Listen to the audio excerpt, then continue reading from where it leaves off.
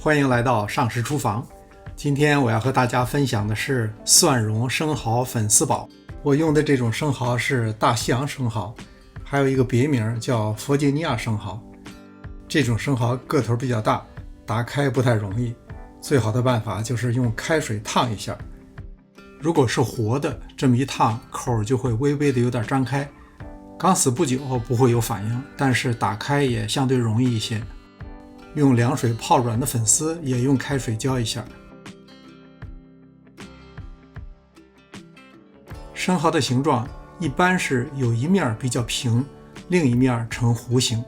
连接贝壳的贝柱是在宽边的中部这个位置。贝壳现在是微微张开的，所以刀很容易插进去。插进去以后，先切平面一侧的贝柱，只要切断大部分，贝壳就容易打开。尽可能在打开的状态下切贝柱，这样就能够减少划破生蚝的可能。另一面是弧形的，贝柱是连接在最深的挖槽里。不过打开以后，像这样能看到，割开就比较容易了。这种生蚝除了壳不能吃，哪儿都能吃。在清洗的时候，特别注意这些褶皱里边有没有沙子或者是其他脏物，要冲洗干净。接下来要准备这些配料，最右侧的是蒜苗，如果您没有可以不放。我在菜园里种过蒜，后来就再也挖不干净了，每年开春都会长出蒜苗。切几片姜，这是珍珠洋葱，把一头蒜切碎。2根小米辣，这种辣椒辣度极高，您自己掂量着放。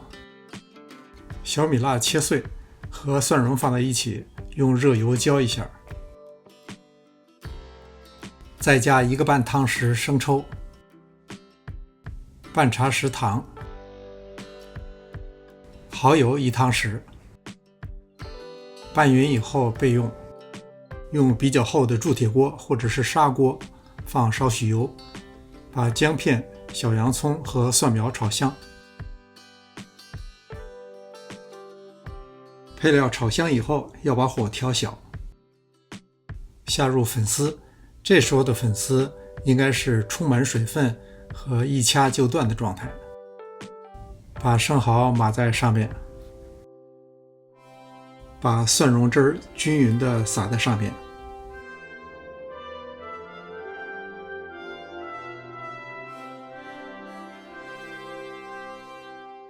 最后沿着锅边倒一圈料酒，不要加水，盖好盖，小火焖5分钟。这道菜的盐味主要是生抽，另外大西洋生蚝本身也有一点盐味，所以不应该另加盐。关火，撒一点葱花，出锅。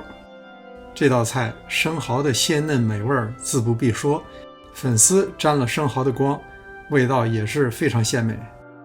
感谢您的观看，希望看到您的留言。临走前别忘了点赞订阅。